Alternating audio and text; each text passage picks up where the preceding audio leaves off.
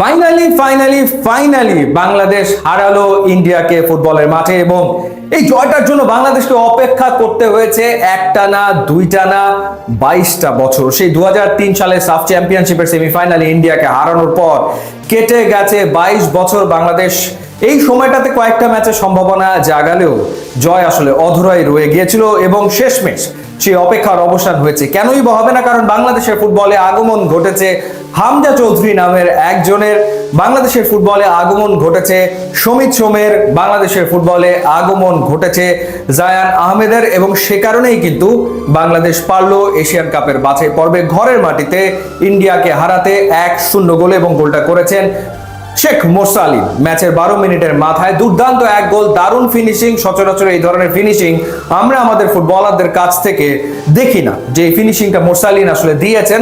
এবং রাকিবের রান সবসময় অসাধারণ, তিনি খুব স্পিডে উপরে উঠে আসেন, কাউন্টার অ্যাটাকে খুব দ্রুত যেতে পারেন, সেই কাজটা তিনি করেছেন ঠিকই। এবং মোরসালিনকে যে অ্যাসিস্টটা করেছেন সেটা চোখ জুড়ানো, নান্দনিক।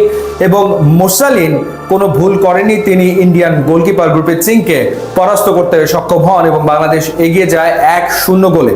নিশ্চিতভাবে মোরসালিন আসলে বাংলাদেশের বিগ ম্যাচ প্লেয়ার কিন্তু হয়ে উঠছেন। আমরা এর আগে দেখেছি এই এশিয়ান কাপের বাছাই পর্বের গুরুত্বপূর্ণ ম্যাচে হংকং এর বিপক্ষে মোরসালিন গোল করেছেন। এরও আগে নিশ্চয়ই আপনাদের সেই গোলটার কথাও খেয়াল আছে, বিশ্বকাপের বাছাই পর্বের ম্যাচে লেবাননের বিপক্ষে মোরসালিন যে গোলটা করেছিলেন।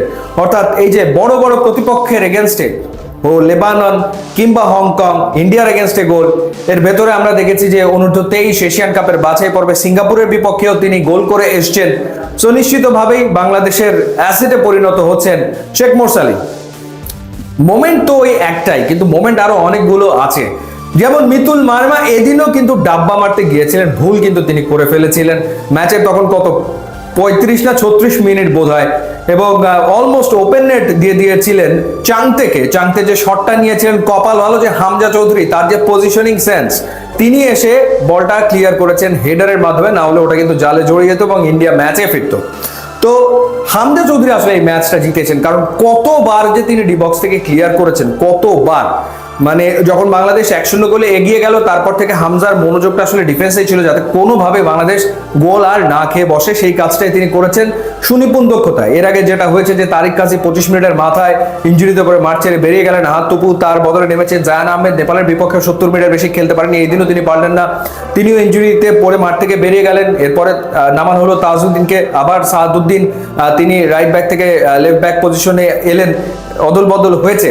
কিন্তু বাংলাদেশ যেটা করেছে, কোনো সুযোগ আসলে ইন্ডিয়াকে আর দেয়নি। হ্যাঁ, সেকেন্ড হাফে বল পজিশনে ইন্ডিয়া অনেক এগিয়ে ছিল, তারা একের পর এক আক্রমণ করেছে, কিন্তু সেই আক্রমণগুলোকে বাংলাদেশ খুব ঠান্ডাভাবে, নার্ভাস না হয়ে রুখে দিয়েছে একের পর এক। আলাদা করে সমিত সোমের কথা বলতে হয়, যেভাবে তিনি ডুয়েলগুলোতে আসলে জিতেছেন, যেভাবে তিনি বল ছিনিয়ে নিয়েছেন, সেটা ছিল দেখার মতো। মানে একেবারে থাকে না যে মিডফিল্ড জেনারেলের ভূমিকা আমরা দেখলাম সমিত সোমকে, অসাধারণ ছিল মাঝ মাঠে তার পারফরম্যান্স। প্রত্যেকেই দুর্দান্ত খেলেছে। ইনফ্যাক্ট সোহেল রানা ক্যাপ্টেনের আর্মব্যান্ড তার কাছে ছিল আজকে, তিনিও দুর্দান্ত পারফর্ম করেছেন। ওভারঅল প্রত্যেকেই ভালো খেলেছেন। ফাহিম খেটে খেলেছেন, নেপালের বিপক্ষেও তিনি একাধিক গোলের সুযোগ পেয়েছিলেন, পরিশ্রম করে খেলেছেন। ফাহিমকে আমরা দেখেছি যে ওপরে উঠতে এবং খুব দ্রুত আবার নিচে নেমে আসতে, অর্থাৎ এই যে ব্যাপারটা উপরে ওঠা এবং দ্রুত আবার নিচে নামা, তো সেটা সবসময় সচরাচর আসলে হয়ে ওঠে না বাংলাদেশি ফুটবলারদের। অনেক সময় দেখা যায় ফিটনেসের অভাব থেকে যায়, কিন্তু ইন্ডিয়ার বিপক্ষে পুরো টিম ডেডিকেটেড ছিল যে জিততেই হবে। এই ব্যাপারটা খুবই গুরুত্বপূর্ণ ছিল, যে dedication level was pretty high. So Bangladesh 3 point পেল এবং আফসোস আমাদের আরো বাড়ালো যে হংকং এর বিপক্ষে ঘরের মাটিতে ওই ম্যাচটা থেকে একটা পয়েন্ট যদি বাংলাদেশ পেত, তাহলে তো টিকেই থাকতো শেষ ম্যাচ পর্যন্ত। কিন্তু সেটা হচ্ছে না। কিন্তু র্যাঙ্কিং এ প্রায় 50 ধাপে এগিয়ে থাকা ইন্ডিয়ার বিপক্ষে জয় একটা বিরাট ব্যাপার, সেজন্য বাংলাদেশ দলকে অভিনন্দন। ফুটবলে বাংলাদেশ এগোবেই এবং সেটা ছাপ কিন্তু আমরা দেখতে পাচ্ছি বাংলাদেশের খেলাতে। ইউটিউব, ইনস্টাগ্রাম লিঙ্ক আছে, আপনারা যদি যোগ দেন তাহলে খুবই খুশি হবো। And thanks for watching.